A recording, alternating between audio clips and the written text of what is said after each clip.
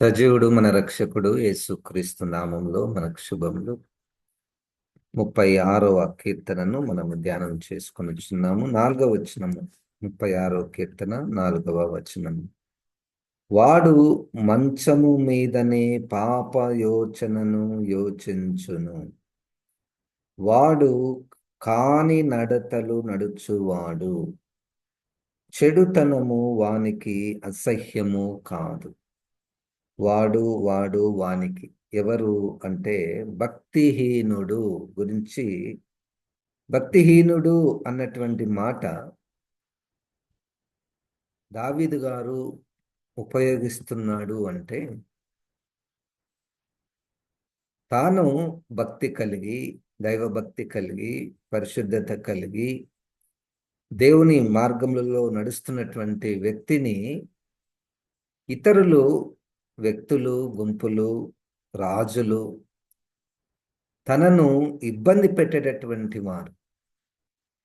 తనకు బాగా తెలుసు తాను దేవుని వైపు ఉన్నాడని, దేవునిని వెంబడిస్తున్నాడని, ప్రతి విషయంలో దేవుని ఆశ్రయించేటటువంటి దావీదు గారు తన చుట్టూ భక్తిహీనులు ఉన్నట్టు గుర్తించి రాస్తున్నాడు.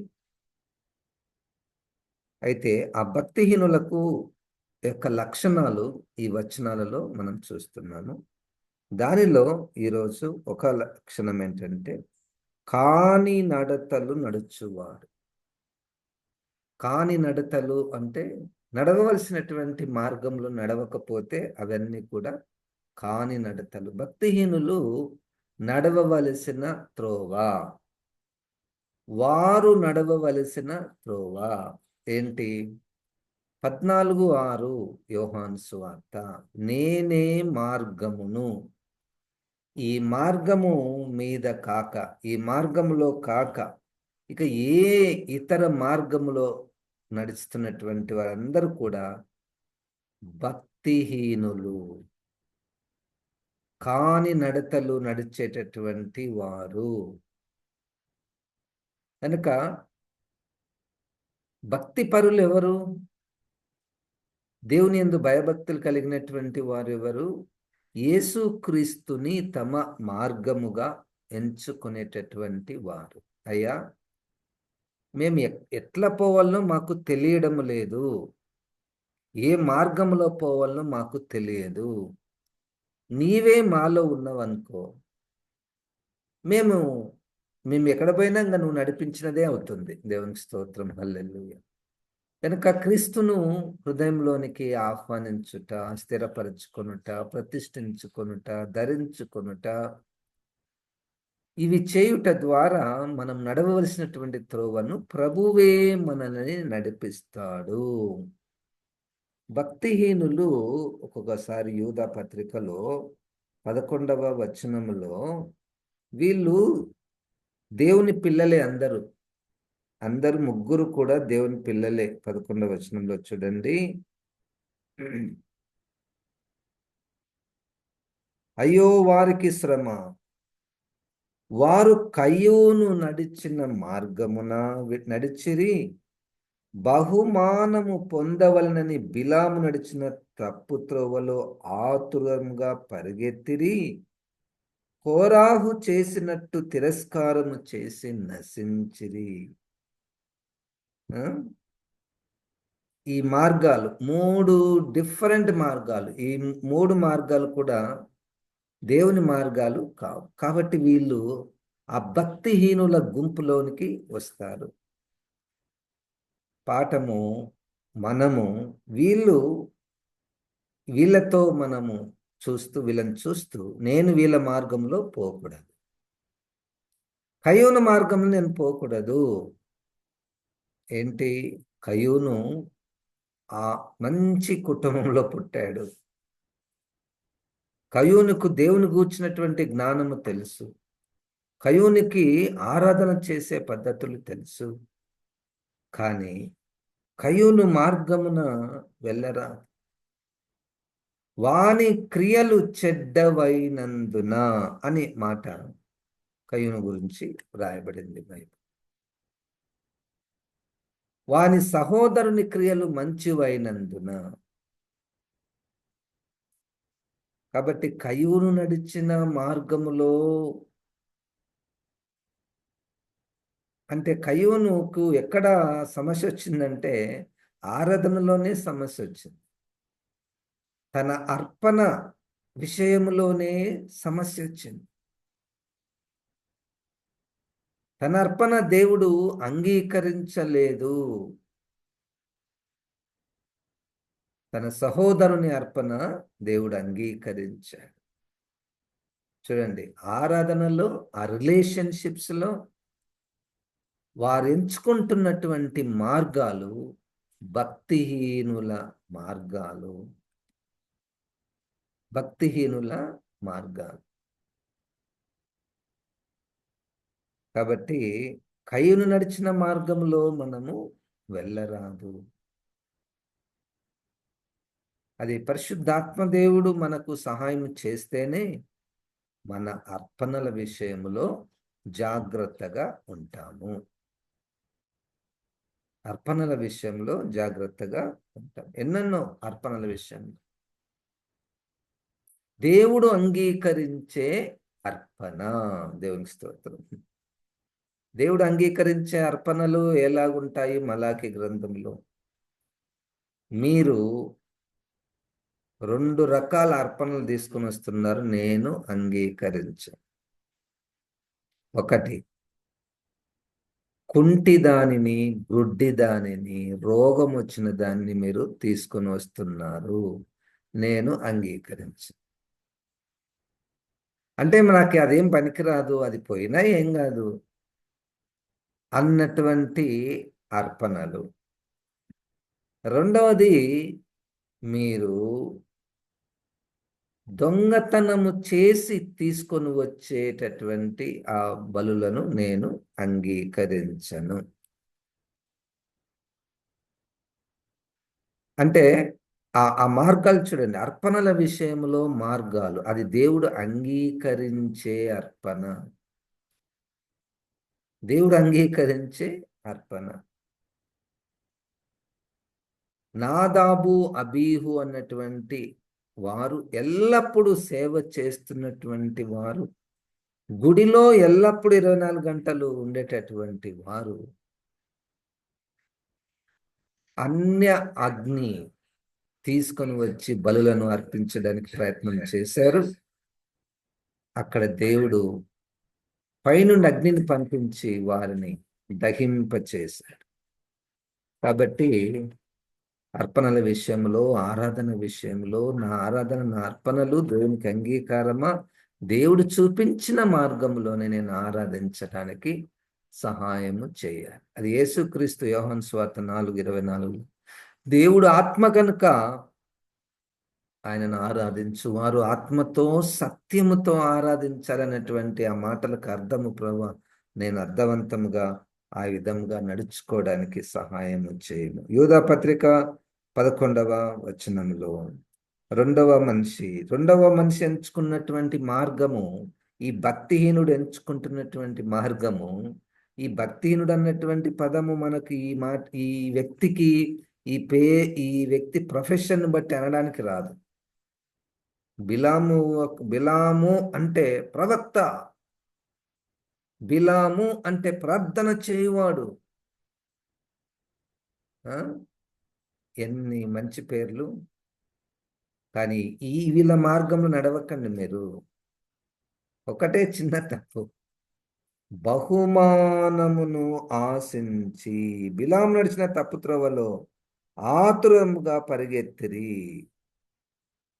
బహుమానము పొందవలనని బిలాము నడిచిన తప్పు త్రోవలో ఆస్తి, ధనము, డబ్బు ఇస్తే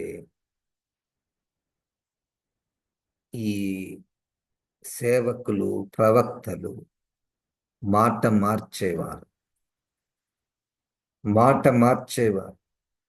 ఇశ్రాయేలీయులను తప్పు మార్గములో నడిపించడానికి బహుమానమును పొందుకున్నటువంటి బిలాము. బహుమానం అంటే డబ్బును ఆశించి డబ్బును ఆశించి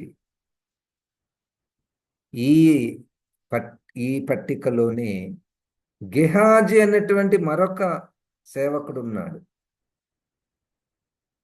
అయ్యా, నువ్వు ఎక్కడికి పోయినావు? నేను ఎక్కడికి పోలేదండి.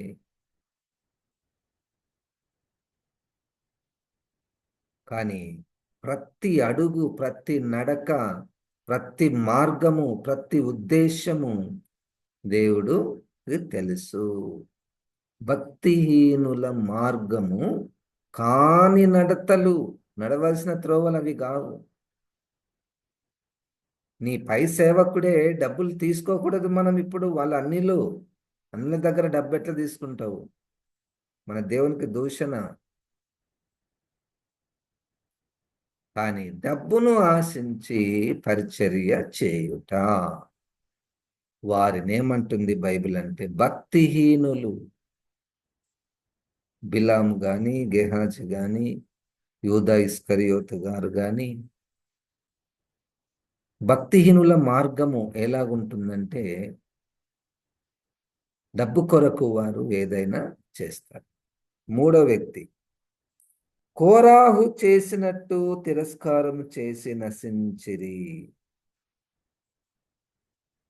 కోరాహు సంఖ్యాకాండము 16వ అధ్యాయములో ఈయన ఎంచుకున్నటువంటి మార్గము ఏంటంటే, ఇది కూడా పరిచర్యనే. ఇంకొకరి పరిచర్యను నాకు కూడా కావాలి, నేను కూడా చేస్తా అన్నట్టు. అది ఆయన ఎంచుకున్నటువంటి మార్గం. తనకు పరిచర్య లేదని కాదు. మోషే గారు తర్వాత స్పష్టంగా చెప్తాడు, అయ్యా, మీకు దేవుడిచ్చినటువంటి పరిచర్య తక్కువ అనుకుంటున్నారా? మీరు కూడా గుడిలోనే కదా పరిచర్య చేసేది. దైవజనులను, దేవుని ద్వారా ఏర్పాటు చేయబడినటువంటి అభిషక్తులను వ్యతిరేకంగా, విరోధంగా మేము కూడా పరిశుద్ధులమే అన్నట్టు వారు ఎదురు తిరిగారు. కోరాహుకు దేవుని యొక్క అభిషేకించబడిన సేవకులను ఎదిరించుట వాళ్ళు చాలా ఈజీగా, లైట్గా తీసుకున్నారు. నిజమైన సేవకులను ఎదిరించుట అది మంచి నడక కాదు. వాళ్ళు ఏమన్నారని, ఈ మోషే గారి మనం ఏమన్నా ఏం చేయలేడు, చాలా సాత్వికుడే కదా, మన కొరకు మనం తప్పు చేస్తే ఆయనే కదా ప్రార్థన చేసేది అని అనుకుంటే భూమి చీల్చబడి వీరితో పాటు 250 మందిని దేవుడు నాశనము చేశాడు. ఏంటి? నేను కూడా ఆ పని చేస్తా. భక్తిహీనులు ఎంచుకుంటున్నటువంటి మార్గము, దేవుడు నిన్ను పిలిచి, దేవుడు నిన్ను అభిషేకించి, అధికారం ఇచ్చి, ఇదిగో పలానా పరిచర్య నువ్వు చేయాలంటే చెయ్యి. అంతేగాని అది చూడడానికి చాలా బాగుంది, దాంట్లో చాలా గౌరవం ఉంది, ప్రజలందరూ బలులను తీసుకుని వచ్చి వాళ్ళకే ఇస్తున్నారు, వాళ్ళే పోయి అక్కడ రక్త ప్రోక్షణ చేస్తున్నారు, మేము కూడా చేస్తాము. భక్తిహీనుల కాని నడతలు ఏంటంటే ఇంకొకరి యొక్క ప్రొఫెషన్స్ని నేను కూడా చేస్తాను అనడం. చేయడం తప్పు కాదు, కానీ వాళ్ళు ఎట్లా పిలువబడ్డారు, నువ్వు కూడా అట్లనే పిలువబడు. నువ్వు కూడా ఒకదానికి పిలువబడ్డావు కదా, నీవు కూడా ఒక పరిచర్య చేయుటకు పిలువబడ్డావు, అభిషేకించబడ్డావు. ఇక నువ్వు దట్స్ యువర్ ప్యాషన్. అంతేగాని మనకు ఇవ్వబడిన దాంట్లోనే మనం నమ్మకంగా ఉంటే వారికి ఎంత ప్రతిఫలము, మనకు కూడా అంతే ప్రతిఫలము. దేవునికి స్తోత్రం. నువ్వు అక్కడ చేసిన సేమ్ ప్రతిఫలం, ఇక్కడ చేసిన సేమ్ ప్రతిఫలం. కాబట్టి భక్తిహీనులు కాని నడతలు నడుస్తారు, వీరి మార్గంలో మీరు వెళ్ళకండి. కయీను నడిచినటువంటి మార్గంలో మీరు వెళ్ళకండి. చూడండి, 1 యోహాను పత్రిక 3వ అధ్యాయము 8వ వచనం. అపవాది మొదటి నుండి పాపము చేయుచున్నాడు గనుక పాపము చేయువాడు అపవాది సంబంధి, అపవాది యొక్క క్రియలను లయపరచుటకే దేవుని కుమారుడు ప్రత్యక్షమైన. దేవుని మూలముగా పుట్టిన ప్రతి వానిలో ఆయన బీజం నిలుచును గనుక వాడు పాపం చేయడు. వాడు దేవుని మూలముగా పుట్టినవాడు గనుక పాపం చేయజాలడు. దీనిని బట్టి దేవుని పిల్లలెవరో అపవాది పిల్లలెవరో పడును. నీతిని జరిగించని ప్రతి వాడును, తన సహోదరుని ప్రేమింపని ప్రతి వాడును దేవుని సంబంధులు కారు. ఇక్కడ అపవాది మార్గాలు నడత, దేవుని నడత. ఎవరు అపవాది మార్గాన్ని ఎంచుకుంటున్నారు? ఎవరు? నీతిని జరిగించని, సహోదరులను ప్రేమించనటువంటి వారు దేవుని పిల్లలు కారు. వారికి కూడా ఇంకొక మార్గం ఉంది. అది కూడా అందరిని ఆహ్వానిస్తుంది. రండి, ఈ మార్గంలోనికి రండి. ఈ క్రూర మృగానికి మొక్కండి, క్రూర మృగము పేరుకు సంబంధించిన సంఖ్యను వేసుకోండి, మీకు కావలసినటువంటివన్నీ మేము ఇస్తాము అని వాళ్ళు కూడా ఒక మార్గం ఎంచుకున్నారు. కానీ మనము దేవుని పిల్లలుగా మనము ఉండాలి. కాని నడతలు వాళ్ళకు పాపం అంటే భయము లేదు. భక్తిహీనులకు పాపం అంటే భయము లేదు, దేవుడంటే భయము లేదు. పరిశుద్ధత అన్నదానికి వారు అసలు పరిశుద్ధత అంటే అది అవసరమా అన్నట్టుగా వాళ్ళ మనసు ఆ విధంగా ఉంటుంది. భక్తిహీనులు కాని నడతలను నడుస్తారు. యోహాను సువార్త 8వ అధ్యాయములో 44వ వచనము చూడండి. యోహాను సువార్త 8వ అధ్యాయము 44వ వచనంలో, మీరు మీ తండ్రి యొక్క అపవాది సంబంధులు, మీ తండ్రి దురాశలు నెరవేర్చుకోరుచున్నారు. ఆది నుండి వాడు నరహంతకుడై ఉండి సత్యమందు నిలిచిన వాడు కాడు. వాని యందు సత్యమే లేదు. వాడు అబద్ధమాడినప్పుడు తన స్వభావమును అనుసరించియే మాటలాడును. వాడు అబద్ధికుడును, అబద్ధమునకు జనకుడునై ఉన్నాడు. నేను సత్యమునే చెప్పుచున్నా. నేనే మార్గము, నేనే సత్యం. ఈ సత్యాన్ని ఎంచుకున్నటువంటి వారు భక్తిహీనులు కాదు. భక్తిహీనులకు అసత్యాన్ని, అబద్ధమును, అపవాదిని అది అది వాళ్ళు అట్లా ఎంచుకుంటారు, అలాగ జీవిస్తారు. అబద్ధము ఆడకూడదు అన్నటువంటిది అది అంత సీరియస్ ఏం కాదు. అవసరం కొద్దీ అవసరం అబద్ధం ఆడతాము, అది మర్చిపోతాము. భక్తిహీనుల మార్గం అది.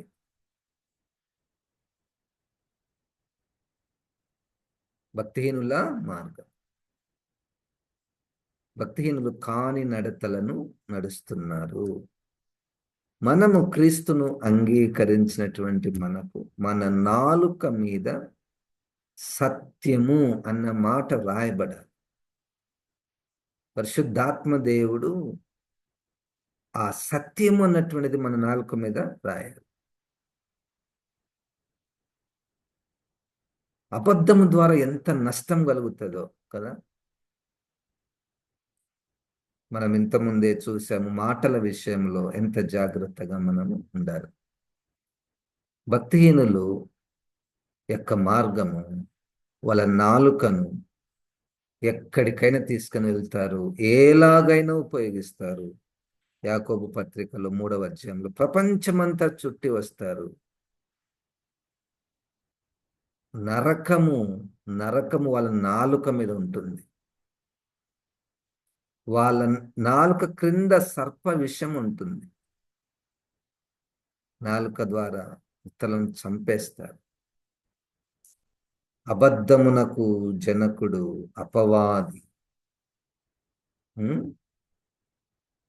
కాబట్టి మనము ఎంచుకున్నటువంటి మార్గము సత్య మార్గము. సత్య మార్గము.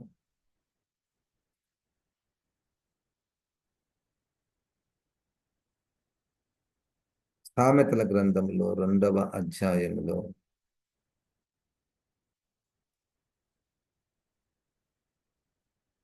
సామెతల గ్రంథము 2వ అధ్యాయము 12 వచనం.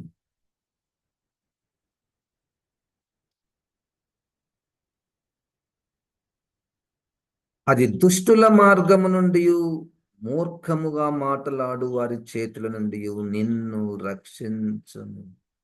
అది అంటే జ్ఞానం. జ్ఞానము పైనుండి వచ్చు జ్ఞానము, క్రీస్తు వల్ల వచ్చేటటువంటి జ్ఞానము దుష్టుల మార్గము నుండి, మూర్ఖముగా మాటలాడు వారి చేతుల నుండి నేను రక్షించును. అట్టి వారు చీకటి త్రోవలలో నడువవలనని యథార్థ మార్గములను విడిచిపెట్టెదరు.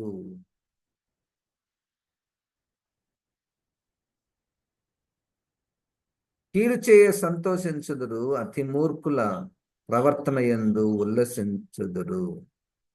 వారు నడుచుకుని త్రోవలు వంకరవి, వారు కుటిల వర్తనులు. భక్తిహీనుల మార్గములు చూడండి.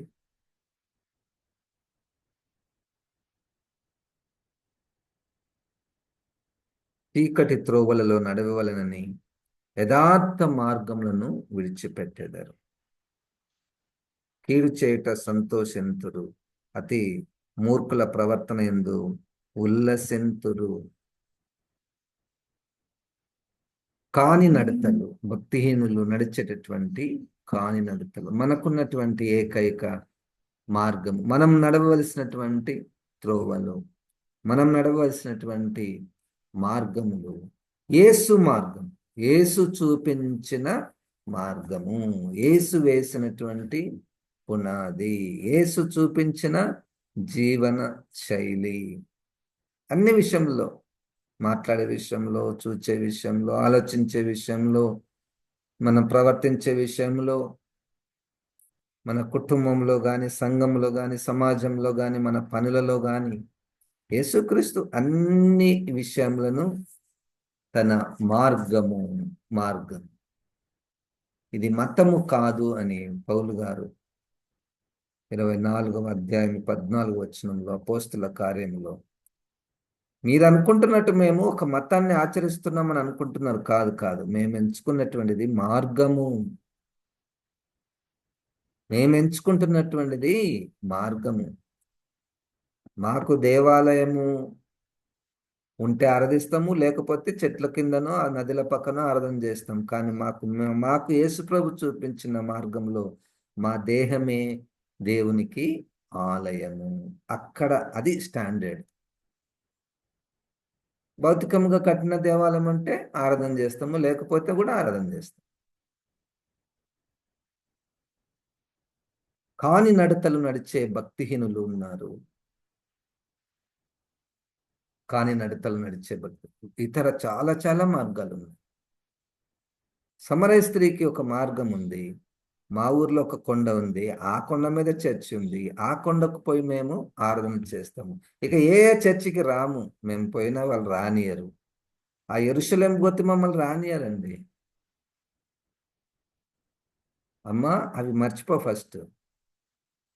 ఫస్ట్ అవి మర్చిపో. ఈ గుడి, ఆ గుడి, ఆ కొండ, ఈ కొండ, ఈ టైప్ ఆఫ్ ఆరాధన. ఆ దేవుడు ఎవరు ఫస్ట్ తెలుసుకో. ఆయన ఆత్మ అయినటువంటి వాడు. నువ్వు ఆత్మ అయినటువంటి దేవుణ్ణి ఆత్మతో సత్యముతో ఆరాధించుట ఎప్పటికైనా జరగవలసినదే. ఆ కాలము వచ్చి ఉన్నది. మరి ఎంతమంది ఆ మార్గాన్ని ఎంచుకున్నారు? నేను ఆత్మతో సత్యంతో ఆరాధన చేయాలని, పరిశుద్ధాలంకరములతో నీ సన్నిధికి నేను వస్తానని. ఆ మార్గాలను మనము ఎంచుకోవాలి. క్రీస్తును కలిగినటువంటి మనము యేసు చూపించినటువంటి మార్గాలను మనము ఎంచుకోవాలి. భక్తిహీనుల కాని నడతలు ఎంతో మంది మనకు ఎగ్జాంపుల్స్ గా బైబిల్లో రాయబడ్డాయి. అటువంటి వారి మార్గములలో మనము నడువరాదు. వారు మార్గము తప్పి తిరిగే చుక్కల వలె, నక్షత్రముల వలె వారు ఉన్నారు అని యూదా పత్రికలో మనం చూస్తున్నాం. పరిశుద్ధాత్మ దేవుడు మనల్ని సర్వసత్యములోనికి నడిపించును గాక. జీవం గల దేవ, వాక్యమైన ప్రభా, ఈ మాటలను ప్రభా నాలో మాలో ఫలింపచేయమని యేసు క్రీస్తు నామమున ప్రార్థిస్తున్నాము తండ్రి. ఆమెన్. ఇప్పుడు మన పరమ తండ్రి అయిన దేవుని యొక్క ప్రేమ, ప్రభువైన యేసు క్రీస్తు కృప, పరిశుద్ధాత్మ దేవుని యొక్క సహవాసము మనకందరికీ సదాకాలము తోడై ఉండును గాక. ఆమెన్. అందరికీ వందనాలు. Good morning.